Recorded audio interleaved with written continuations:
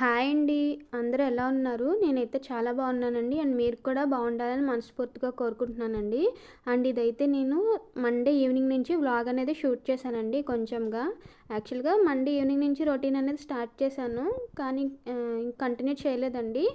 చిన్న బిట్ మాత్రమే షూట్ చేశాననమాట. ఇదైతే నెక్స్ట్ డేకి టిఫిన్ కోసమని పప్పులనేవి మిక్సీ చేస్తున్నానండి. సో అవి మీకు ఇక్కడ చూపిస్తున్నాను. 2 అనమాట. ఒకటేమో నెక్స్ట్ డేకి గారెలు చేయడానికి విడిగా అండ్ ఇడ్లీకి బ్యాటర్‌కి విడిగా అనేది పప్పు అనేది మిక్సీ చేస్తున్నానండి. ఇక్కడ నేను ఇడ్లీ బ్యాటర్‌లో రవ్వ అనేది నానబెట్టి కలుపుతున్నానండి. అండ్ ఎవరైనా మన ఛానల్ని ఫస్ట్ టైం చూస్తున్నట్టయితే కనుక ప్లీజ్ అండి లైక్ చేయండి, షేర్ చేయండి అండ్ కామెంట్ కూడా చేయండి.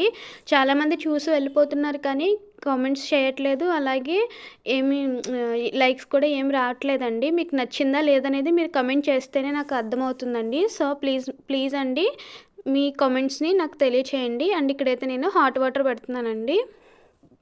ఫస్ట్ మనం రాగానే ఫస్ట్ హాట్ వాటర్ అనేది పెడతాను నేను మా మదర్ వాళ్ళ ఇంటి దగ్గర నుంచి మండే ఈవినింగ్ అనేది వచ్చానండి.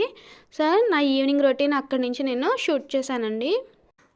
సో ఇక్కడ నేను హాట్ వాటర్ అనేది బాయిల్ చేసి తాగుతామండి. నేను డే అంతా కూడా హాట్ వాటరే తీసుకుంటానండి. ఎందుకంటే అటు ఇటు తిరుగుతూ ఉంటాను కదా మా మదర్ వాళ్ళ ఇంటికి ఇక్కడికి. సో జలుబు రాకుండా నేను కంటిన్యూస్గా హాట్ వాటర్ అనేది తీసుకుంటానండి. ఏమైనా కానీ హాట్ వాటర్ తీసుకోవడం హెల్త్కి మంచిది కాబట్టి నేను హాట్ వాటర్ తీసుకుంటానండి. నెక్స్ట్ అయితే నేను ఇంకా ఇక్కడ టిఫిన్కి రెడీ చేస్తున్నానండి. టిఫిన్కి ఇవాళ నేను గారెలు ప్రిపేర్ చేస్తున్నానండి, ఉల్లి గారెలు. సో నేను నిన్న ఈవినింగే పప్పు అనేది మిక్సీ చేసి ఉంచానండి. నిన్నే చేద్దాం అనుకున్నాను బట్ అవ్వలేదు. అందుకే ఫ్రిడ్జ్లో పెట్టేసి ఇవాళ మార్నింగ్ అనేది నేను గారెలు అనేది చేస్తున్నానండి. దానిలో ఉల్లిపాయలు ఇంకా కామన్ కొత్తిమీర పచ్చిమిర్చి వేసి ఉల్లి వడల్లాగా వేస్తున్నానండి. ఫస్ట్ అయితే ప్యాన్ పెట్టుకున్నాను. తర్వాత దీనిలో ఫుల్గా ఆయిల్ వేసుకుంటున్నాను.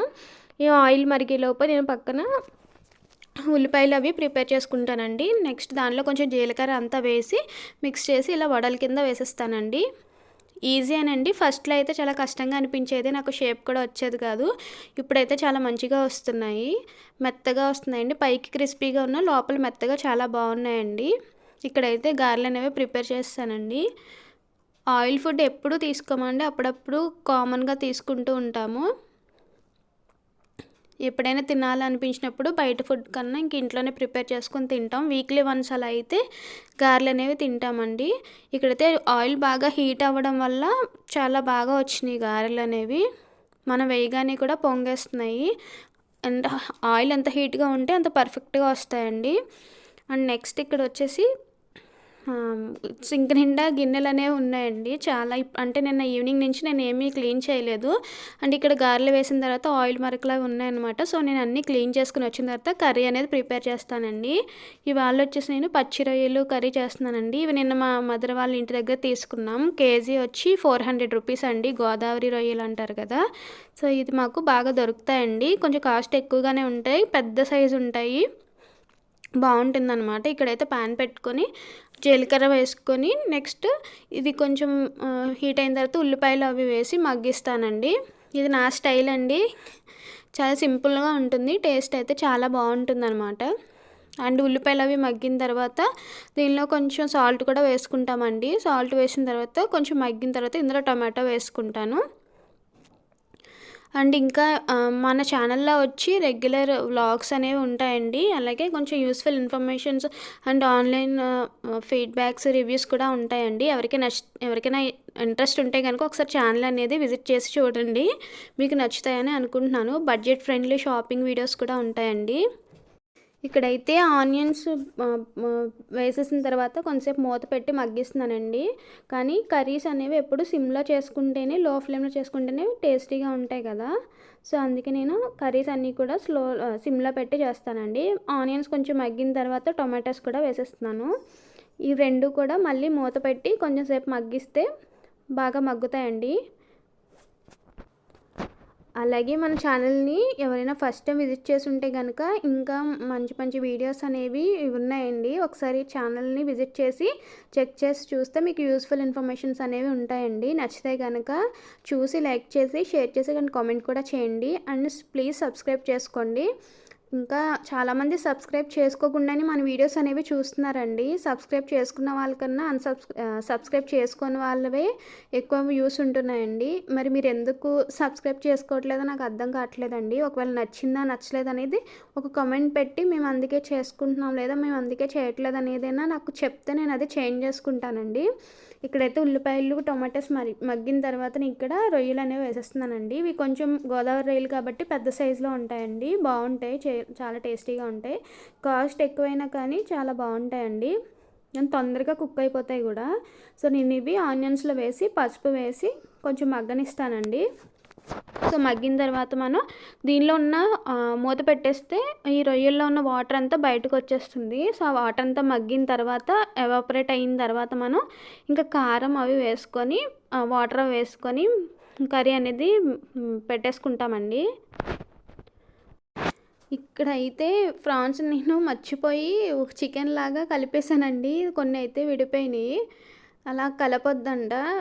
మనం గరిటె పెట్టినప్పుడు విరిగిపోతాయి. అంటే చాలా మెత్తగా ఉంటాయి కదా. నేను పక్కనే కొంచెం గోంగూర ఉందనమాట. సో దాన్ని నేను పక్కన ఒట్టి గోంగూర అనేది బాయిల్ చేసి కొంచెంగా నేను విడిగా కర్రీలో వేస్తానండి. ఎందుకంటే మా హస్బెండ్ గోంగూరతో తినరు. అందుకే ఆయనకి రొయ్యల పులుసు విడిగా నేను కొంచెం గోంగూర వేసి కొంచెం విడిగా చేద్దామనేసి పక్కన కొంచెం గోంగూర కూడా ఉడకబెడుతున్నానండి. ఆయిల్ వేసి అందులో దాన్ని మగ్గనిస్తున్నాను. ఇక్కడైతే సరిపడా కారం, ఉప్పు వేసేసి నేను నాకు ఏ కన్సిస్టెన్సీ కావాలో అంత వాటర్ పోసేసి మళ్ళీ మూత పెట్టేసి ఉడకనిస్తానండి. అంతలోకి నేను పక్కన మసాలాలు అవి మిక్సీ చేస్తాను. ఇప్పటివరకే దీనిలో మనం ఎటువంటి మసాలా వేయలేదు కదా. సో ఇప్పుడు నేను అల్లం, వెల్లుల్లి, అలాగే గసగసాలు, ధనియాలు అవి వేసి నేను పక్కన మిక్సీ పట్టేసుకుంటానండి. ఇది కుక్ అయ్యేలోపు అంతలోకి అది అవుతూ ఉంటుంది.